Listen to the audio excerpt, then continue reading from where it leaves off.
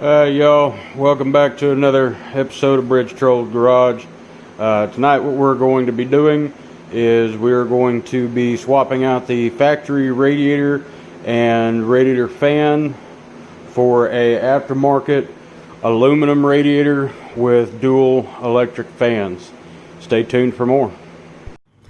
Alright, so this is day 2 of the aluminum radiator and electric fan install on our 78 k10 Chevy.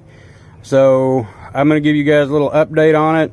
The radiator that they sent me was the right radiator in the way that it lined up with the hoses and everything, and it was a 3-core radiator. However, the radiator was a little bit too tall, but due to procrastination, they would only let me do an exchange if it was within 90 days of purchase. And since I didn't even attempt to put it in until I'd had it for about 6 months, that had already expired. The only thing that they'll cover now is manufacturer defects.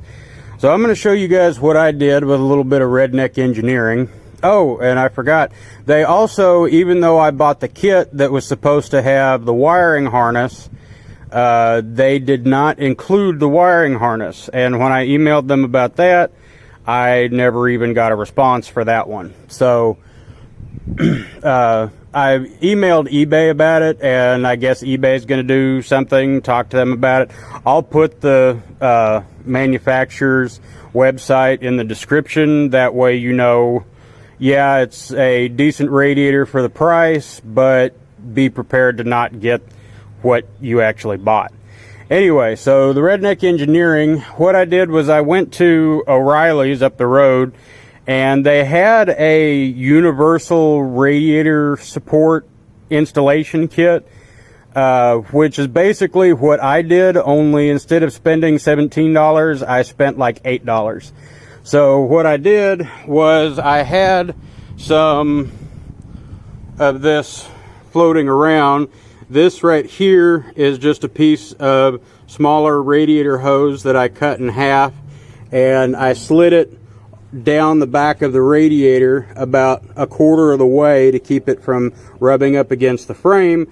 And then I took some exhaust hanger and measured it and cut it.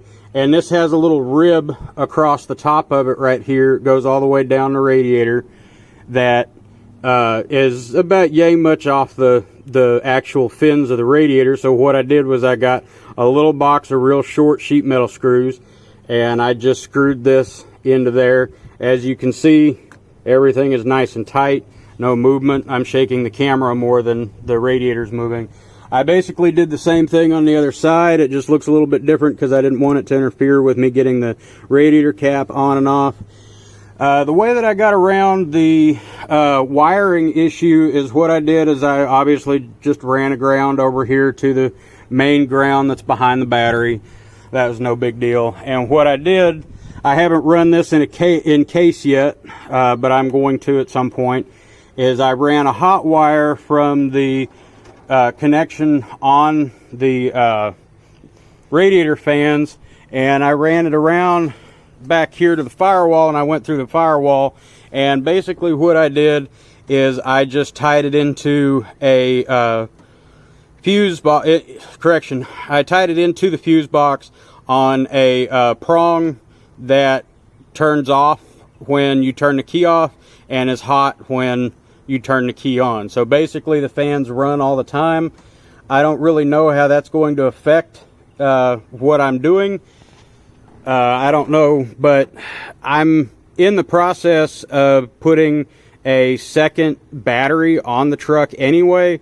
I've already upgraded the alternator. So basically what I'm going to do is I'm going to have two, like 950 cold crank amp batteries, one on this side. I've already installed the box itself down here. And then obviously the battery box is already on the factory ones on the passenger side. So I don't think that it's going to interfere with power because I don't actually even have a radio in this truck yet.